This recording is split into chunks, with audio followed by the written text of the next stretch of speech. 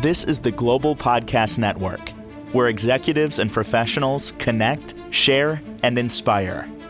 Stay tuned for the conversations that drive success.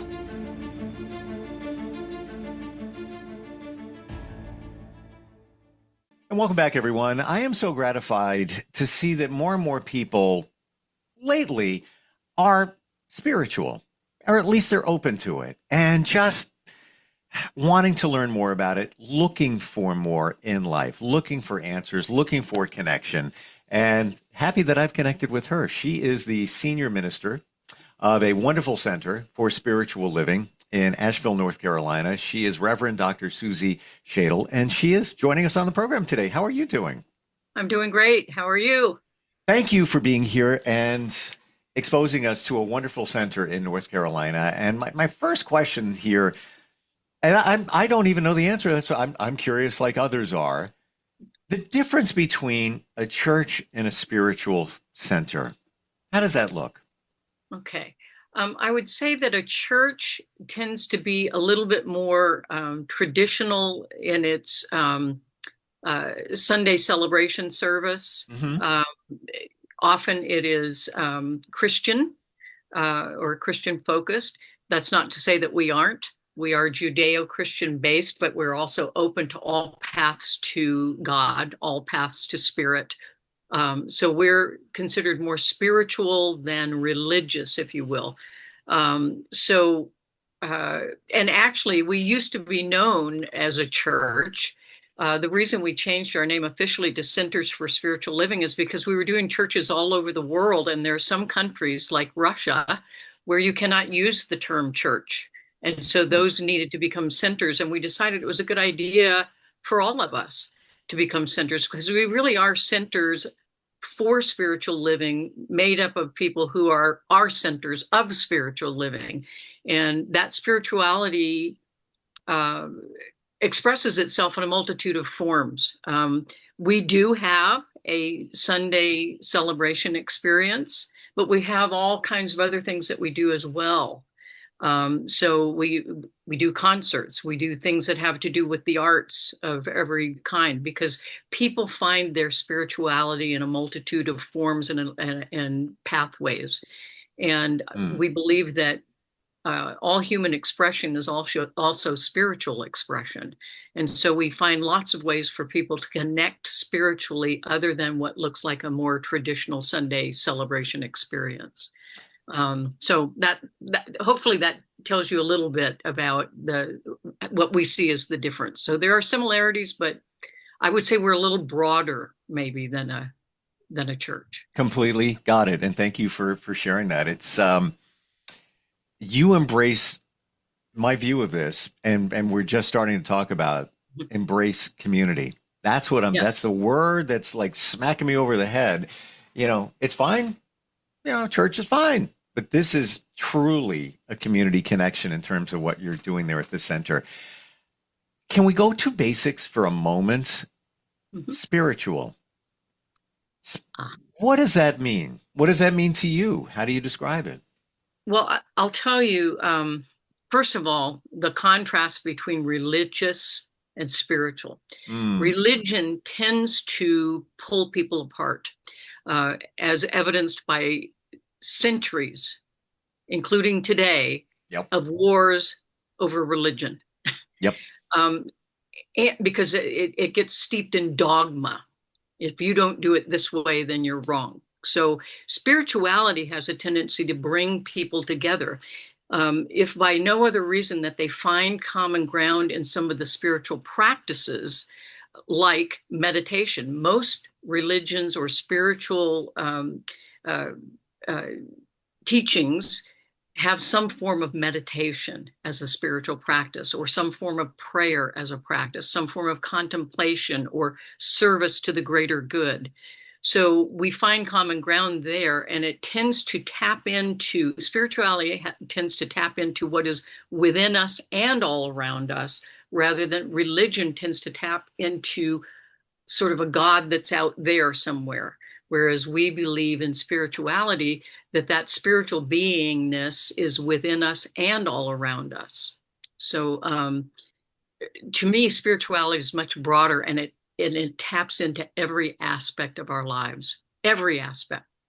So it's about personal growth. It's about everything we do.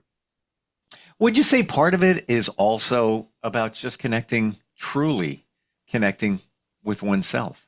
Yes. Hmm. Often the path to discover Father, Mother, God, Spirit is to fully discover yourself. And when you fully discover yourself, you find Spirit, you find God. Or conversely, to believe that you found God is also to find yourself. And so it is that deep, deep connection with your authentic beingness, not the persona we've created, not our job description, but who we truly are from the inside out, not the outside in. And by the way, I think the same way you do. And whenever I use the word spiritual, it's my program disclaimer. I say it's not about religion. If you want to connect it to religion, you can, but that's not what we're talking about. Because many times when you use the word spiritual, right away people are thinking religion, and that's not what I'm saying. And that's not what you're saying. It can if you want. Yeah. You It can, yes, it certainly can encompass that, Sure. but it goes deeper and beyond it, in my opinion. Agreed. Agreed. Tell me about your journey, Susie. How did you get to this point with this center? And I guess your spiritual journey.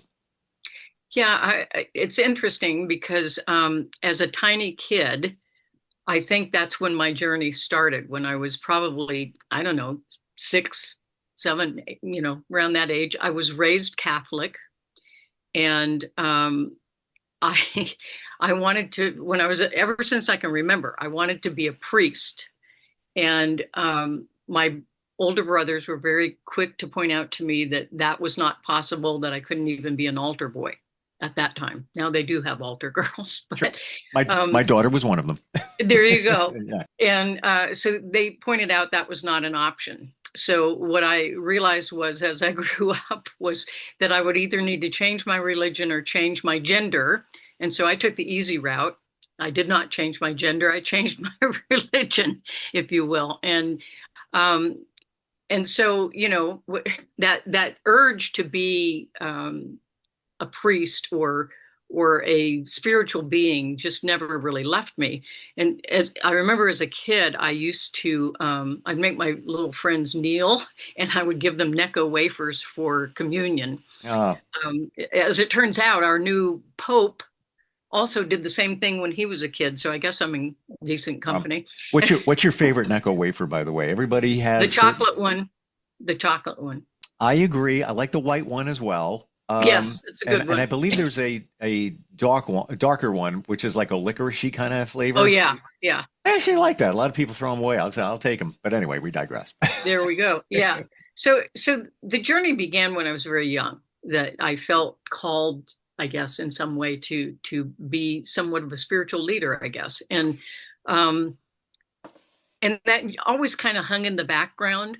But ultimately, as I got older and I went to college, I studied different religions while I was in college. And then when I came out of college, I ended up going into the business world, and I got into the corporate world and climbed up the corporate ladder, only to discover once I got to the very top that I was leaning the ladder against the wrong building. I really didn't want to be in that crazy dog eat dog rat race anymore. I had a very long and successful career, but finally I just said, you know what? I don't want to do this anymore. It's not really who I am, or it's not really contributing anything to the world. And Mm, so I just walked away, walked wow. away. And the first thing I did, though, was I started my own consulting business, and I did consulting and training for a while. And actually, that's what paid my way through ministerial school, when I really finally got real with myself and said, you know what, why don't you do what you're really called to do and be? And so I went to ministerial school. As I said, I paid my way through that with my consulting business. In fact, one of my biggest clients was Boeing. I did a lot of training and consulting at Boeing in Seattle. and then ultimately graduated from ministerial school, and I started a center in the Seattle area, and did that for 11 years, and then left there and did an online ministry for a while, and guest speaking and things like that, and consulting with churches and centers, and then ultimately, see, where did I go from there? I did some interim ministries where I was the interim minister while they were without a minister and helped them to find their next new minister. And then I was a senior minister at Unity of Sarasota for 5 years. And then after that, did another interim ministry and then came here. So I've been here about a year and a half. Oh, wow. Okay. Yeah. What a journey. And I can relate to a lot of what you're saying. I was raised Catholic, kids the same. And it was like maybe 3 or 4 years ago, they would say, "Hey, you have a great voice. Can you go up and read?" I'm like, "Yeah, sure." So they would ask me, put me on a schedule every couple of weeks, and I would read from the gospel. But to be very honest, I had no idea what I was reading. I was worried. I've been doing this forever. I was worried about the pronunciation. I would study it the night before. You can even hear it recited if you look on certain websites. There were certain times where I'd be reading and then I'd see, like the priest's face, like I'm thinking, I'm not doing this right. Like I'm looking at him. And Yeah. the whole feeling of, and I'm not being negative here, but that's not me. And the whole feeling of the formality of got to do this and got to do that, places here, put it's just not me. And that's great. But I felt disconnected. Going to be honest, felt a little depressed going to church. So I changed it up to a different church, more of a Christian church. I try to go as often as I can. But I feel a more community connection at that church. And I would also say it's sort of like a center too, because they got so much going on over there.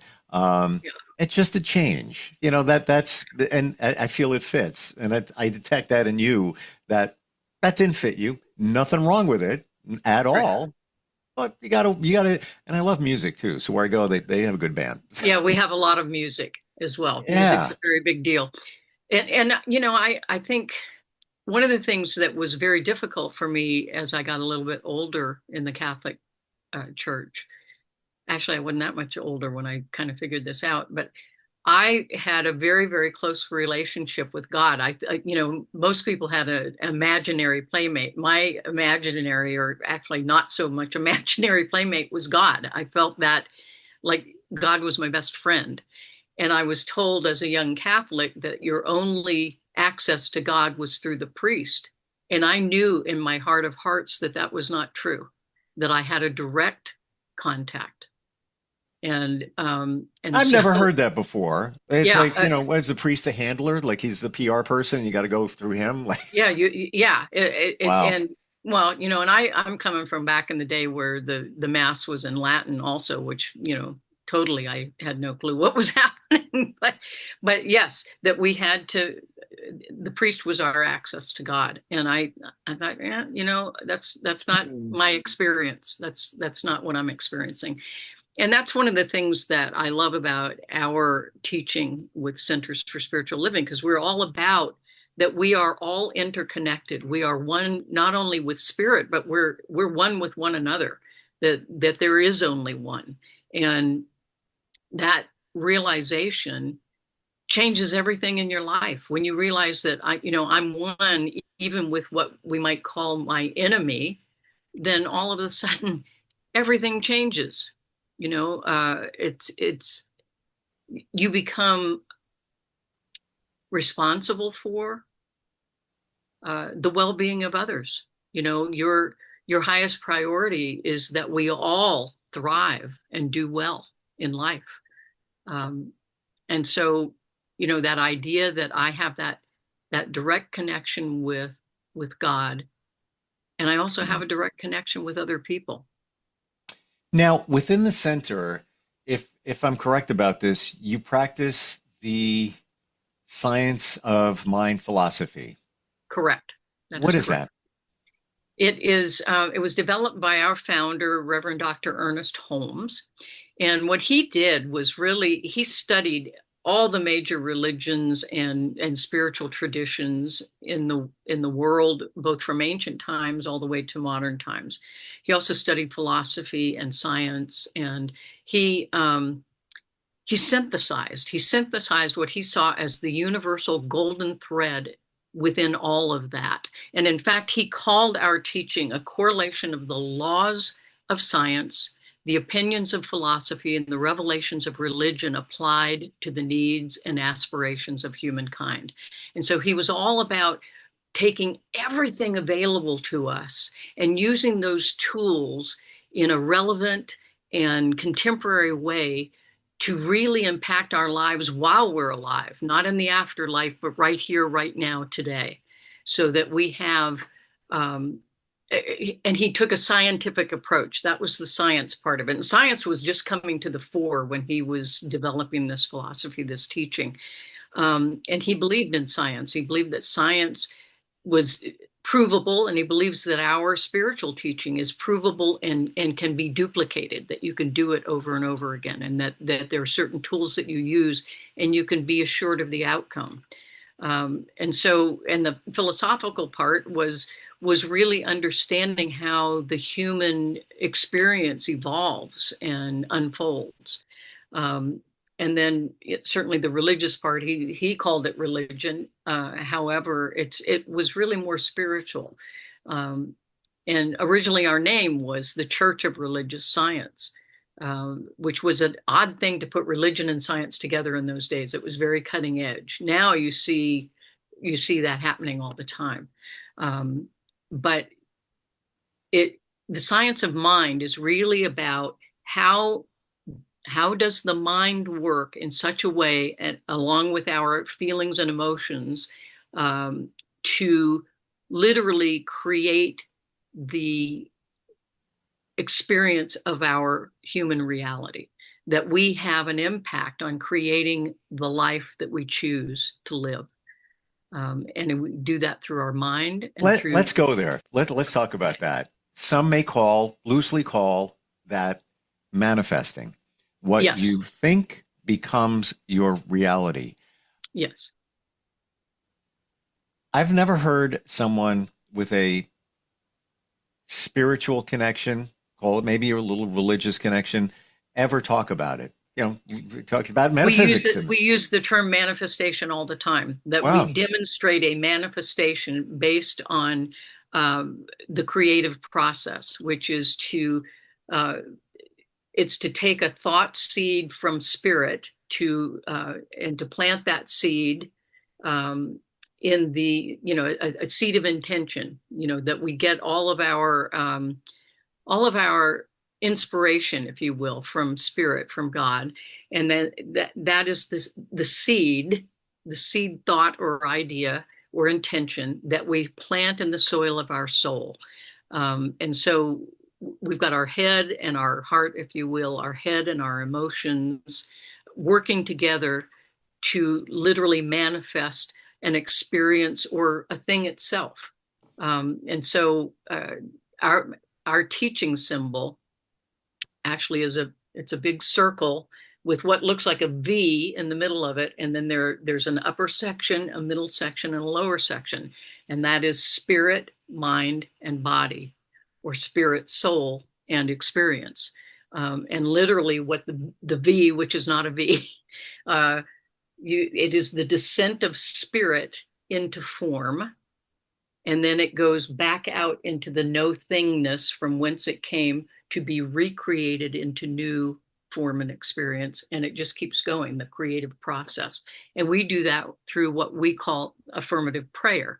And it's a way of having a logical and scientific argument with yourself and your own mind and heart for you to move to the belief in what it is that you want to experience and to manifest that experience in your life. Wow. This is very refreshing and unexpected. Let's put it that way. I very much mean that. I've done many with life coaches, those who are connected with the metaphysics and all of that. Yeah, But and that's what we are. We are applied metaphysics. We're known as a new thought religion, which is not new. It just means we can have a new thought about an old idea. And by changing our thinking, we can change our lives. And so it's new thought as opposed to new age. New age is, crystals and tarot cards and things like that, which we certainly respect, but it's not part of our teaching necessarily. But it's not the same as new thought. New thought really is about it. You see some elements of it in the transcendentalists like Emerson and folks like that. But new thought, again, it's not new necessarily. It's been around for a while, but it is about our ability to change our thoughts. And by changing our thoughts, we change our experience. It's funny. I haven't heard the term new age used in forever. And I've, for some, and because of that, I used to hear it when I was much younger. I kind of abandoned it, and I never connected it with these things called metaphysics now. And yeah, crystals, yeah, I got them. Tarot cards, I play with them, whatever. And I respect this. I have no judgment whatsoever on anything. But thank you for the new thoughts. This is quite different. Yeah, new thought is pretty. It's pretty amazing. It's very powerful. Our mind is way more powerful than we sometimes realize, and so is our heart. The heart actually is more powerful even than the brain. And when they're working together, we're unstoppable. Yeah, yeah. And I'm in my journey. I'm learning that more and more. That it's not up here; it's right here. This is where it's all got. It's got brains connected to it, and not the one in your head. Yeah. Well, the ancients thought for a long time that the brain was located in the heart. Wow. I think it'd be a good place to put it back. Right. Or have that thought. Yeah. Do you believe we're here to create? Yes. I think we are part of the creative process. We've been given the power to create and to recreate. And, but you have to do it consciously, and we're unconscious a good deal of the time. I believe we're creating all the time. If we're thinking, we're creating. And the problem is that much of the time we're creating unconsciously, and we end up in some situation go, oh my God, how did I end up here? Well, if you trace it back, you'll figure out that, oh, okay. Yeah. If I'm always saying, gee, I never have enough money, guess what? I never have enough money. You're affirming that. Completely and agree you're with you. manifesting what you're affirming. I'm right there with you. It's like when you wake up and it's like you spilled your coffee, and instead of cleaning it up and moving on, look at that way. What kind of day is this going to be? Exactly. Well, the kind you're asking for. And it's like what our parents used to say back in the day: be careful what you ask for because you'll get it. Well, there's truth in that. They had no idea how smart they were. I know. And as I get older, I hear all those things that my mom used to say, and they're true. They're true. Exactly. But as a kid, you don't know, you don't realize. But I think also we're in a different mindset at this point in time where we're more open to things that are spiritual and thinking like that, said the man who has a vision board right over here. There you go. Why not? Why not? Yeah, absolutely. Well, Suzi, it's interesting. I have a little folder that has a vision board I did while I was in ministerial school. And every now and then I get that out and I look at it again, and I am stunned at how right on that vision board was for the unfoldment and the journey of my ministry. It's love hearing those. As true today as it was the day I put it together. I love hearing that. That is just inspiration, excitement for the rest of us that this stuff really does work. And I've heard stories after stories. And I know it works because I would think certain thoughts that might have been negative in terms of my life or situations or whatever. And it turned out exactly the way I was thinking. So I kind of reverse engineered it. Suzi, refreshing talking to you. Really love our conversation. Obviously, Asheville, North Carolina is where you're located if somebody wants to physically take advantage of the center, but people can connect with you virtually by way of live streams and all of that. Right. What's your website? How do we find you? It's just cslasheville.org. And remember to put ASHE-ville. It's not ASH-ville. Gotcha. So that's the website, and you can watch us live on the live stream or catch the recording later. And we do hybrid classes as well. So some of our classes are both in person. In fact, most of our classes are in person and on Zoom simultaneously. So you don't have to be here to partake. For some of the extracurricular stuff we do, we've created what we call the community commons to draw the community in and be a gathering place for the community. So we do a lot of concerts and art type of stuff, all kinds of different activities. And most of those you'd kind of have to be here for. So if you visit Asheville, which a lot of people do, you come see us. We've got something going on all the time. Something good is always happening here. Don't you guys also have great furniture? Isn't that like the furniture manufacturing capital of the world? Actually, parts of North Carolina are. I understand that's kind of changing, which is kind of sad. But Asheville is really a very eclectic place, lots of creativity and arts. And you'd find everything from, like most communities, but it seems more here, from homeless people to the filthy rich and everything in between. It's a very eclectic place, but it's very interesting and very creative space. There's an energy here that's very powerful. As is yours. Thank you. As is yours. Yeah, wonderful talking with you. Thank you for bringing this to light. Never heard anything like this before. Heard of pieces of these things, but never in one center. And fantastic. Looking forward next time we get together. And we've got centers all over the world. So, just check it out. Look for Center for Spiritual Living and wherever you are, and likely you'll find one nearby. Appreciate it. Yeah. We'll talk next time. I guess I'll see you next week. You got it. All right. Appreciate it. All We'll be right back. This is the Global Podcast Network, where executives and professionals connect, share, and inspire. Stay tuned for the conversations that drive success.